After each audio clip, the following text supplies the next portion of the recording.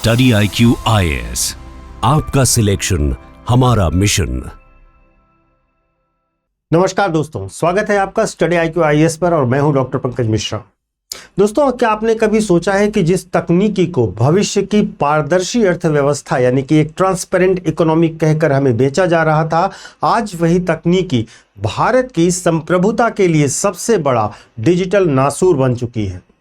कल तक हम हवाला शब्द सुनते थे तो हमारे दिमाग में आता था कुछ ब्लैक मनी है, कैश से भरे हुए बैग्स हैं, पुरानी पर्चियां हैं, गुप्त कोडवर्ड्स होंगे और दिल्ली के चांदनी चौक या करोल बाग की तंग और अंधेरी गलियों से वहां से पैसा ट्रांसफर होता होगा। लेकिन जनाब, अब वक्त पूरी तरह से बदल चुका है। अपराधियों ने भी अब खादी और चमड़े के सूटकेस को छोड़कर सिलिकॉन वैली का रास्ता चुन लिया है। हवाला ने अब अपना चोला पूरी तरह से बदल लिया है। अब वह सूटकेस से निकलकर सिस्टम के भीतर घुस चुका है। अब एक नया हाइब्रिड क्रिप्टो हवाला मॉडल सामने आया है। यह हाइब्रिड क्रिप्टो हवाला मॉडल जो है, वास्तव में जिसको देखकर प्रवर्तन निदेशालय यानी ईडी से लेकर दिल्ली पर पुलिस के आर्थिक अपराध शाखा के होश उड़ गए हैं। यह कोई गली मोहल्ले की छोटी मोटी चोरी नहीं है, यह भारत के खिलाफ एक बॉर्डरलेस डिजिटल अंडरवर्ल्ड है। एक ऐसा समानांतर तंत्र है जो कि जिसके तार अगर आप देखें तो सीधे दुबई के लग्जरी रियल एस्टेट से लेकर चीन के अवैध सट्टेबाजी सिंडिकेट तक और हांगकांग की शेल कंपनी से जुड़े हुए हैं। आज के इस वीडियो में हम बहुत ही सरल भाषा में पूरी गहराई के साथ डिकोड करेंगे कि कैसे ये डिजिटल माफिया कि बिना किसी बैंक के, बिना किसी रडार के भारत की छाती पर बैठकर अरबों रुपए का धन, काला धन बाहर भेज रहे हैं हवाला कारोबार के जरिए। चैनल को अगर आपने अभी तक सब्सक्राइब नहीं किया तो सब्सक्राइब कर लीजिए। यह केस स्टडी बहुत महत्वपूर्ण होने वाली है। अब तक अगर हम बात करें तो हवाला में क्या होता था, फिजिकल कैश और स्लिप्स का इस्तेमाल किया जाता था, स्टोरेज होता था सूटकेस में, कोडवर्ड्स, और आपने मूवीज में देखा होगा पेपर और नोट को लेकर के जाते थे, और उसके साथ इसमें हाई रिस्क हुआ करता था। लेकिन अब सब कुछ स्टेबल कॉइन में यूज हो रहा है। कोल्ड वॉलेट्स का यूज किया जा रहा है जो कि यूएसबीज होती हैं, इनक्रिप्टेड एप्स का इस्तेमाल किया जाता है और डिजिटल एनोनिमिटी होती है। अब इस मामले को समझने के लिए, इसकी गंभीरता को समझने के लिए आपको इसके मैकेनिज्म को यानी कि ऑपरेशनल मॉडल को समझना चाहिए। आखिर ये नया खेल जो पुराने रिस्क को खत्म कैसे कर रहा है। पारंपरिक हवाला का सबसे बड़ा सरदर्द हुआ करता था फिजिकली कैश ले जाना, एजेंट को देना, उससे टोकन लेना और विदेश में जाकर के कैश लेना। पुलिस चेकिंग, रेड, गड्डियों को छुपाने का जोखिम, ये सब हवाला 2.0 में यानी कि इस समय जो हवाला हो रहा है उसमें शून्य जोखिम पर हो गया है, यानी जीरो रिस्क हो गया है। यह 3 स्तंभों पर आधारित है। पहली बात करेंसी, दूसरा वॉल्ट और तीसरा कॉमर्स। तो अब देखिए, इसको कम्युनिकेशंस की मैं बात करूंगा। तो सबसे पहले हम बात करते हैं कि कैसे है इसका कोल्ड वॉलेट और P2P का माया जाल। दिल्ली के करोल बाग, कनॉट प्लेस या चांदनी चौक के बंद कमरों में अब नोट गिनने की मशीनों की खड़खड़ाहट नहीं होती। वहां पर सिर्फ एक लैपटॉप, हाई स्पीड इंटरनेट और एक छोटा सा कोल्ड वॉलेट यानी कि हार्डवेयर वॉलेट होता है जो दिखने में एक साधारण सा यूएसबी पेन ड्राइव जैसा दिखता है। यह इंटरनेट से कनेक्टेड नहीं होता, इसीलिए इसे ट्रैक करना लगभग नामुमकिन है। पीयर टू पीयर नेटवर्क के जरिए बिना किसी सेंट्रलाइज्ड एक्सचेंज के चंद सेकंड में करोड़ों रुपए का एक डिजिटल एड्रेस एक दूसरे डिजिटल एड्रेस पर ट्रांसफर कर दिया जाता है। बातचीत के लिए साधारण फोन या व्हाट्सएप कॉल का इस्तेमाल नहीं किया जाता है, वो जमाना लद गया है। ये माफिया ट्रीमा, सिग्नल और टेलीग्राम जैसे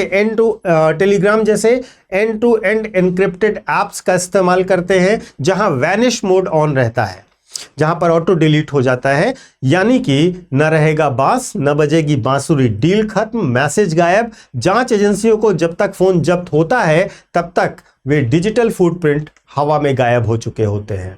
अब आप में से बहुत सारे लोग जो यूपीएससी की तैयारी कर रहे होंगे वो ये सोचेंगे, सर भारत में क्रिप्टो पर तो 30% का टैक्स है, 1% टीडीएस है और नियम इतने कड़े हैं कि भारतीय रुपए को क्रिप्टो में कन्वर्ट कैसे करते हैं। तो दोस्तों यहीं पर आता है सिंडिकेट का सबसे घिनौना और सबसे चतुर हिस्सा, जिसको हम कहेंगे द लेयरिंग सिस्टम। यहां पर सबसे पहले क्या किया जाता है, म्यूल अकाउंट्स बनाए जाते हैं गरीबों से। ये माफिया दिल्ली, मुंबई, कोलकाता की झुग्गी झोपड़ियों, दिहाड़ी मजदूरों, रिक्शा चालकों और सीधे साधे गरीब बच्चों को टारगेट करते हैं। उन्हें कुछ हजार रुपयों का लालच दिया जाता है और उनका असली केवाईसी दस्तावेज जैसे आधार, पैन, इन सब का इस्तेमाल करके बैंक खाते खोले जाते हैं। इन्हें वित्तीय अपराध की भाषा में म्यूल अकाउंट्स कहा जाता है।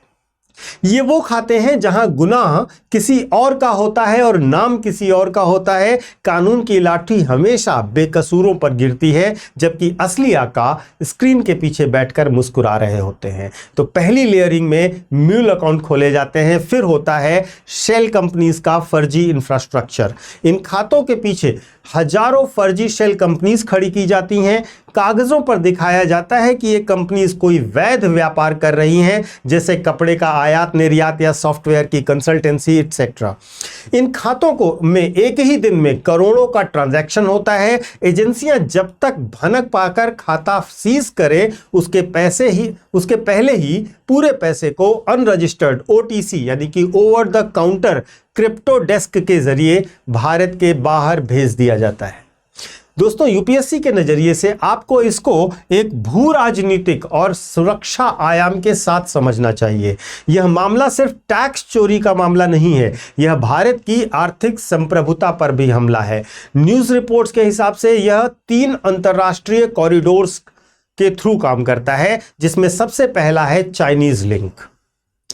चाइना में बैठे हुए सिंडिकेट्स भारत में अवैध लोन ऐप्स और ऑनलाइन सट्टेबाजी के जरिए भारतीयों को जाल में फंसाते हैं। इस काली कमाई को चीन वापस भेजने के लिए इसी दिल्ली के हवाला नेटवर्क का इस्तेमाल किया जा रहा है। यानी पैसा आपका, लुटेरा चीन और जरिया दिल्ली का डिजिटल माफिया। दूसरा दुबई हब है। दुबई की अगर हम बात करें तो भारत से ड्रेन हुआ यह डिजिटल फंड सीधे दुबई पहुंचता है। वहां क्रिप्टो टू कैश एक्सचेंज बहुत आसान है, नियम थोड़े लचीले हैं। इस पैसे को दुबई के लग्जरी रियल स्टेट या बेनामी संपत्तियों में निवेश करके पूरी तरह से व्हाइट मनी में कन्वर्ट किया जाता है। इसके बाद तीसरा खेल आता है जो सबसे बड़ा खेल है, और वह है राउंड ट्रिपिंग का। यह जो राउंड ट्रिपिंग का खेल होता है, यही सबसे मजेदार खेल है। हांगकांग या ब्रिटिश वर्जिन आइलैंड जैसे टैक्स हेवंस में बैठी फर्जी कंपनियों के जरिए इस काले पैसे को दोबारा एफडीआई के रूप में भारत में वापस लाया जाता है।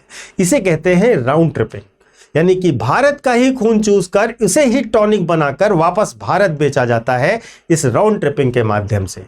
यह हवाला से गया हुआ पैसा राउंड ट्रिपिंग के थ्रू वापस भारत आता है वाइट होकर के। अब हमारी एजेंसियां, चाहे वह ईडी हो, चाहे वह इनकम टैक्स डिपार्टमेंट हो या दिल्ली पुलिस की ईओडब्ल्यू हो, हाथ पर हाथ धरे हुए नहीं बैठी हुई हैं। कार्यवाही हो रही है, गिरफ्तारियां भी हुई हैं और करोड़ों की क्रिप्टो असेट्स फ्रीज भी की गई हैं। लेकिन चुनौती कानून की नहीं है, चुनौती है तकनीकी की। एजेंसियों के सामने 3 बड़ी दीवारें हैं। सबसे पहली चीज है डिसेंट्रलाइजेशन और एनोनिमिटी का। देखिए, ब्लॉकचेन का पर लेन देन तो पारदर्शी है, ट्रांजैक्शन दिखता है, लेकिन उस वॉलेट एड्रेस के पीछे असली चेहरा किसका है यह तब तक पता नहीं चल पाता जब तक पैसा किसी सेंट्रलाइज्ड भारतीय एक्सचेंज जैसे कि वजीर एक्स या क्वाइन डीसीएक्स पर ना आए। जब अपराधी नॉन कस्टोडियल वॉलेट का उपयोग करते हैं तो उन्हें फ्रीज करना लगभग असंभव होता है। और दूसरी बड़ी चुनौती है इंटरनेशनल जुरिस्डिक्शन का। भारत की पुलिस करोल बाग में छापा मार सकती है, लेकिन जब अपराध का सर्वर बैंकुवर में हो, अपराधी दुबई में बैठा हो और लाभार्थी बीजिंग में हो, तो फाइलें कूटनीतिक कछुआ चाल का शिकार हो जाती हैं, डिप्लोमेटिक रेड टेप का शिकार हो जाती हैं। अब इस पूरे नेक्सस को समझने के बाद आपके लिए, जो बच्चे यूपीएससी से जुड़े हुए हैं, यूपीएससी की तैयारी कर रहे हैं, वहां पर आपको कुछ चीजें नोट करनी है। चाहे आप प्रीलिम्स दे रहे हो या मेंस, जीएस पेपर 3 में यह बहुत महत्वपूर्ण टॉपिक है, जहां पर आपको यूएसटीडी समझना चाहिए। ये फिएट बेस्ड स्टेबल कॉइन है जो कि डॉलर सिक्योरिटी प्रोवाइड करता है, ठीक है। और ये सारा का सारा जो ट्रांजैक्शन होता है वो क्रिप्टो में नहीं होता है, वो यूएसटीडी में होता है, स्टेबल कॉइन में होता है। क्यों? क्योंकि इसके पीछे डॉलर बैकअप है।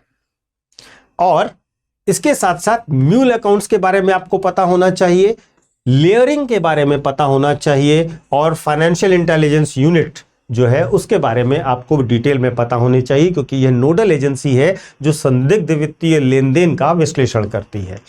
अब यह जीएस पेपर 3 के काम आएगा। तो साथियों, समाधान क्या है? हम हाथ पर हाथ धरे बैठे रहे? बिल्कुल नहीं। हमें रणनीति को रिएक्टिव से प्रोएक्टिव बनाना चाहिए। सबसे पहले ब्लॉकचेन फोरेंसिक्स का अपग्रेडेशन होना चाहिए। हमारी जांच एजेंसियों को पारंपरिक वकीलों की तरह नहीं बल्कि डेटा साइंटिस्ट की तरह काम करना होगा। हमें AI based blockchain analytics tools जैसे कि चेन एनालिसिस में भारी निवेश करने की आवश्यकता है। दूसरा, स्ट्रिक्ट P2P रेगुलेटरी फ्रेमवर्क बनाना होगा।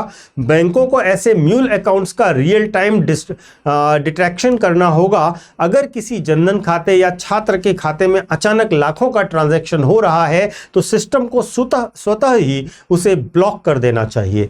तीसरा, गवर्नमेंट टू गवर्नमेंट कूटनीति भी करनी होगी। G2G गवर्नमेंट कूटनीति करनी होगी। FATF के मंच का उपयोग करके दुबई और हांगकांग जैसे देशों पर दबाव बनाना होगा ताकि वे रियल टाइम डेटा हमारे साथ शेयर करें। तो दोस्तों, यह था जो नया हवाला नेटवर्क का सच जो हमारी अर्थव्यवस्था को दीमक की तरह अंदर ही अंदर खोखला कर रहा है। तकनीकी वरदान है या अभिशाप है, यह इस बात पर निर्भर करता है कि कीबोर्ड पर उंगलियां किसकी चल रही हैं, एक इनोवेटर की या एक अपराधी की। इस गंभीर विषय पर आपकी क्या राय है? क्या आपको लगता है भारत को क्रिप्टो लेन देन पर पूरी तरह से प्रतिबंध लगा देना चाहिए या फिर रेगुलेशन ही एकमात्र रास्ता है? अपने विचार और अपने तर्क भी कमेंट में अवश्य साझा कीजिएगा। अगर आपको यह गहन और बारीक विश्लेषण ज्ञानवर्धक लगा हो तो वीडियो को लाइक, चैनल को सब्सक्राइब और अपने दूसरे साथियों के साथ शेयर अवश्य कीजिएगा। सुरक्षित रहिए, सजग रहिए। मैं आपको अपने सोशल मीडिया हैंडल्स भी बता देता हूं। यूपीएससी मेंटोर पंकज सर के नाम से आप मुझे कनेक्ट कर सकते हो इंस्टा और टेलीग्राम पर।